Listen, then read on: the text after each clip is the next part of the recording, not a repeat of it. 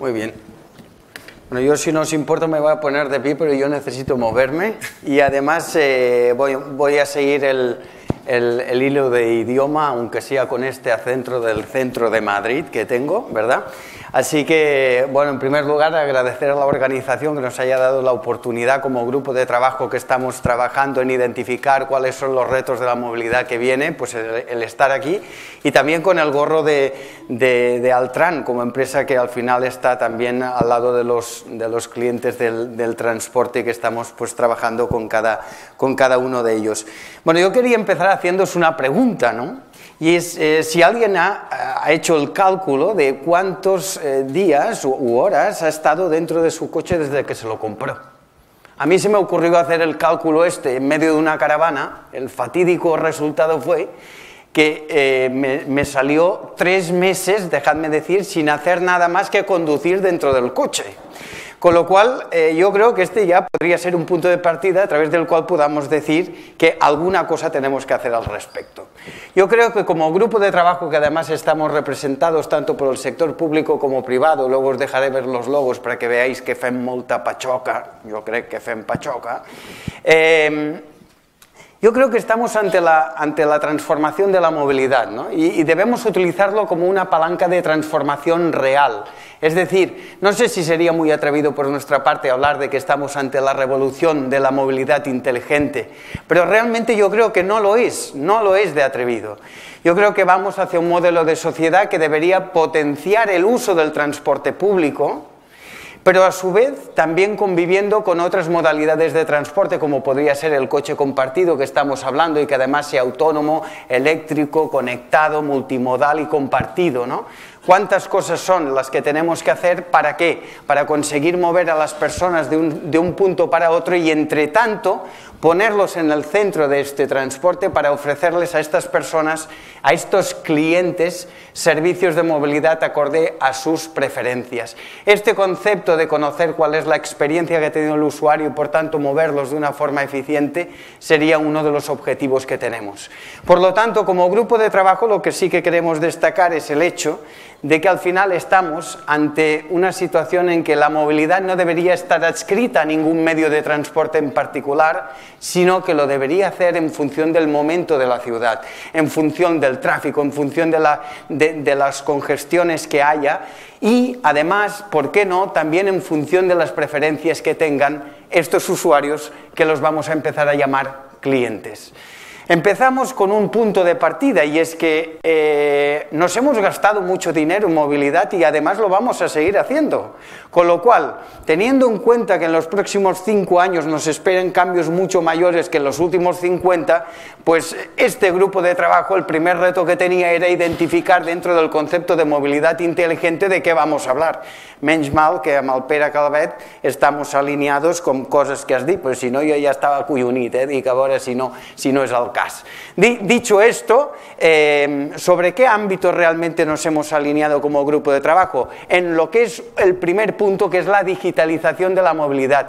¿Cómo dotamos de una plataforma que promueva servicios, que emerjan nuevos proveedores de servicios que nos permitan realmente trabajar en este nuevo ecosistema de movilidad? Y al mismo tiempo de aquí extraer información que me permita organizarla en forma de observatorio de los datos para sacar decisiones del negocio y revertir estas también en el bien de estos usuarios y clientes. Y finalmente hacerlo sin olvidar el tercer eje, que es que la movilidad debería ser responsable desde nuestro punto de vista y por tanto atender a todo aquello que tiene que ver con la sostenibilidad.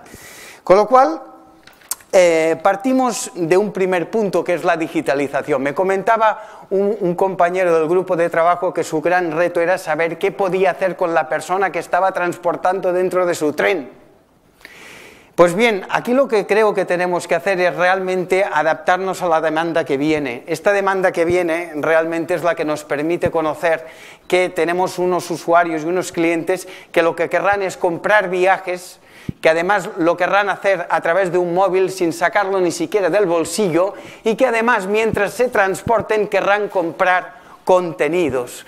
Por lo tanto, a esto realmente, como le llamamos, a lo que ustedes ya conocen perfectamente y mucho más que nosotros, que es la movilidad como servicio. Esta movilidad como servicio, al final vamos a conseguir que tengamos proveedores que centralicen esa compra de una forma segura y que además yo como usuario que consumo estos servicios se me premie por la utilización de los mismos y por tanto al final la fidelización sea un ejemplo. Y todo esto ante un ecosistema que emerge con otros actores, esto ya lo hemos hablado esta mañana, otros actores que tendrán que convivir con estas modalidades y que por tanto tendremos que ver cuál debería ser el modelo de relación en este nuevo ecosistema. Este modelo lo hemos clasificado en tres posibilidades en función de quién toma más el protagonismo. Desde nuestro punto de vista creemos que lo puede tomar más la administración, lo puede hacer más el sector público o, por qué no, de forma combinada, que esto sería quizás una de las cosas que realmente queremos. Fijaos que hay otro elemento, que es que en este nuevo ecosistema, que al final estamos cambiando el status quo de la movilidad, emergen proveedores nuevos, proveedores de servicios y también proveedores de datos.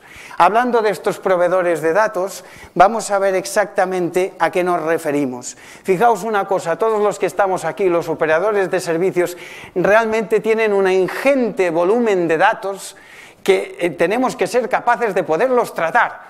Con lo cual, cuando hablamos de observatorio de datos, lo que queremos como objetivo es identificar de qué manera podemos recopilar toda esta información, centralizarla para poderla tratar, explotar y sacar decisiones que de un lado impacten en el negocio que tenemos y por el otro también salgan hacia el usuario final. Fijaos que tendremos y tenemos muchos datos propios de la movilidad, lo decíamos antes, de todos los trayectos y preferencias y experiencia, con lo cual toda esta información realmente la podemos extraer.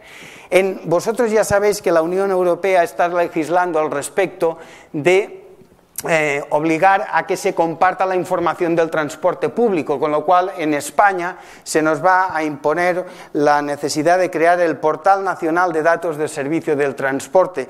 Y esto de alguna manera es la forma en cómo nosotros podemos materializar este observatorio de datos. Fijaos una cosa, así cojo aire, cuando hablamos de observatorio, estamos diciendo que tenemos que recopilar toda una serie de información para atender aquello que decimos la analítica descriptiva, es decir, qué es lo que está pasando.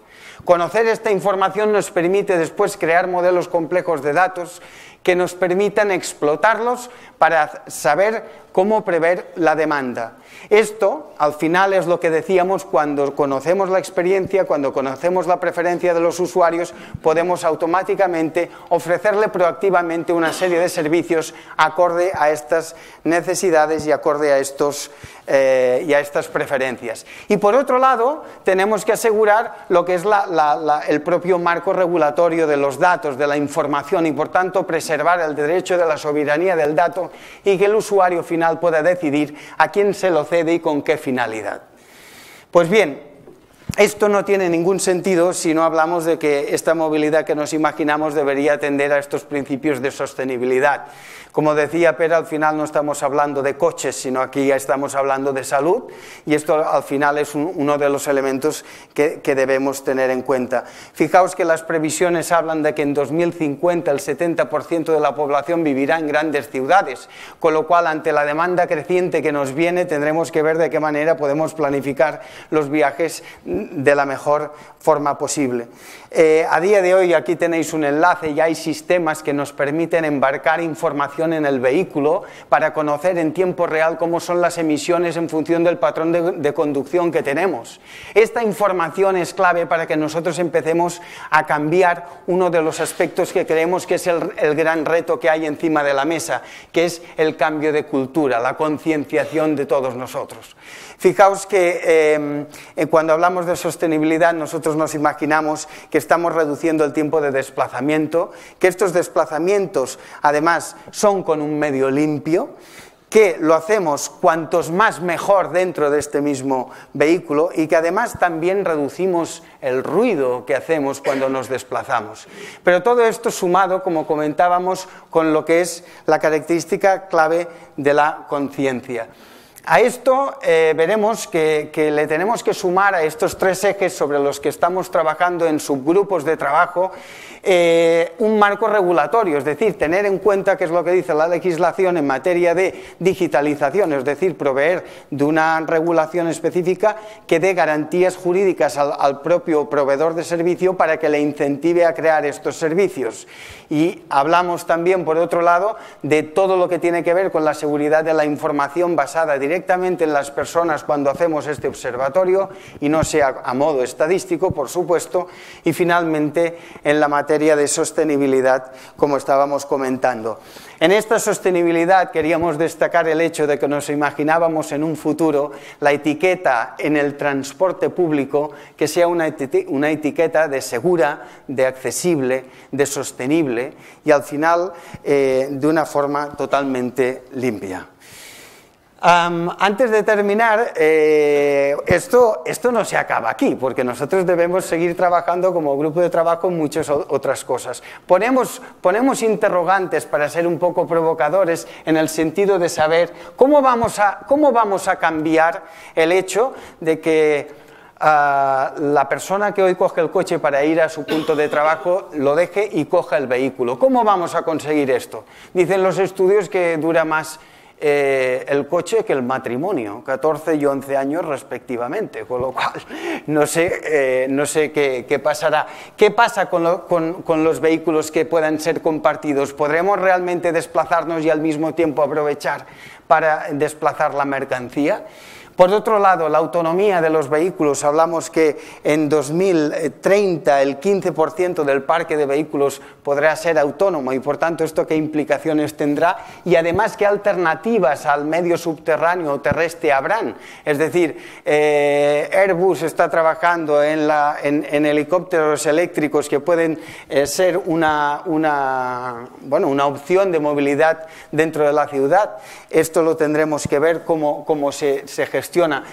Lo hemos comentado también, la ciberseguridad, desde el eje no solo de la seguridad de la información y las transacciones, sino también en el hecho de que antes nos robaban el coche y ahora nos lo hackearán, o el coche o cualquier medio que tenga información embarcada y sobre la cual versen sistemas de información. Tendremos que ver si introducimos esta seguridad desde el momento de la construcción de los vehículos.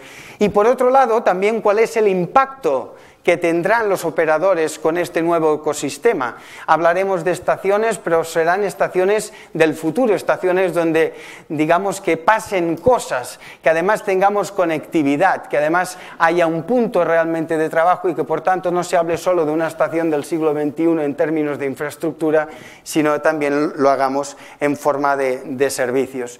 Para terminar, ahora sí, deciros que nos imaginamos de alguna manera que podemos llegar a un ecosistema que nos permita viajar de un punto a otro con el medio de transporte más adecuado, como decíamos, garantizando el menos tiempo posible y que mientras nos desplacemos podamos ser productivos.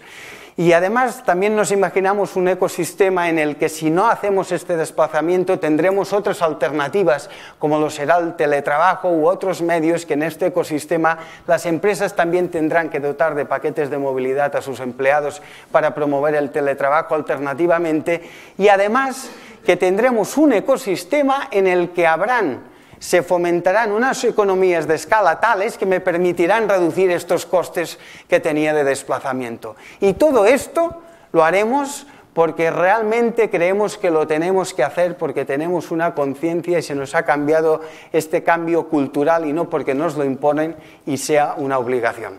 Así que muchísimas gracias por vuestra atención y espero que haya sido de provecho. Buenos días.